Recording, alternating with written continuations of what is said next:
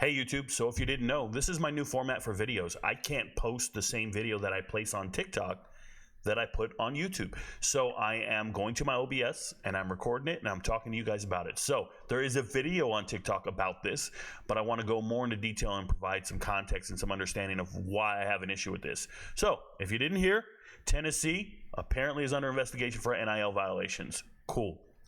Nice. Tennessee fans are already in full force. They're writing to me in comments. What about the kids in Lamborghinis? Yet other schools have done so much worse. The NCAA is a joke. Got another guy saying it's literally in the article. They didn't do anything wrong. Yet other schools have done so much worse. Here we go. Besides not knowing what the charges are, this sounds like FSU. It's clear Tennessee was not punished like Ole Miss. People in pain. All this stuff. Here's what I want to tell you guys. Tennessee is a repeat offender if they're guilty of this. Let me make it very clear. Tennessee is a repeat offender.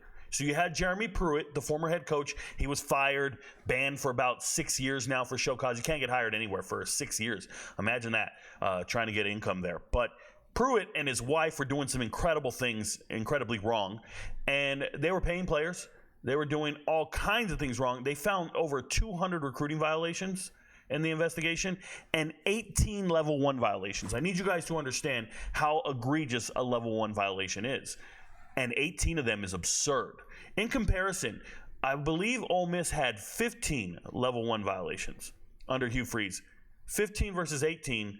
Ole Miss was ripped apart, postseason ban, shut down, all this stuff, and they went into turmoil for many years. Tennessee did not get a postseason ban. Tennessee got an $8 million fine, equivalent to a 2-year ban from bowl games, equivalent to the revenue they would have made in a bowl game, is what they said. But you still let them go to a bowl game. You still didn't punish the current administration. And that was very common among the fans and the people who wrote to me were, hey, Rico, why are we going to punish Tennessee when all the coaches who did the infractions are gone? We cleaned house. We were cooperative with the investigation. We did nothing wrong. You don't punish these kids, Rico. Yes, you do.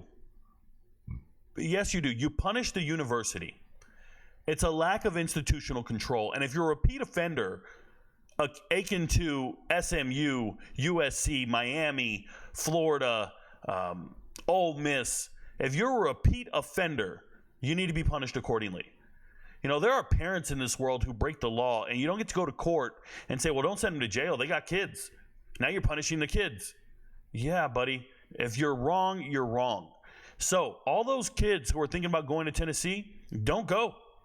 They're going to be under investigation. They're about to be on probation. They're about to have a postseason ban. They're repeat offenders. Now, if none of that happens, I wouldn't be surprised. The NCAA is inconsistent with their application of the laws and the rules and punishment. They don't hold teams accountable. And I just want to remind everybody, failure to hold a team accountable, well, that just creates a new standard. That creates audacity within the new coaching staff. Hey, man, they didn't punish for this. They didn't punish us for this last time. We can do it again.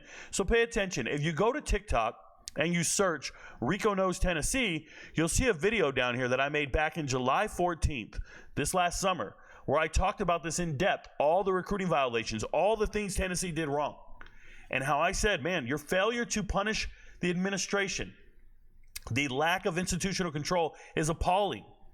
Now you have a repeat offender. How do you ignore the lack of institutional control? What if it's across other sports? We already know it's across different coaching staffs. What if it's across other sports? Do you get to sit here and beg and plead for retraining, advanced education, educating the coaching staff? Is that what you're going to say? Is that the answer? They didn't know what they didn't know? Because as of right now, Tennessee's saying, we're unaware of any violations. We don't know what violations we made. Okay, buddy. You don't know. You don't know what they caught you with, right? You don't start confessing this shit until you know what you're caught with. It's like your girl calls you and says, hey, we need to talk.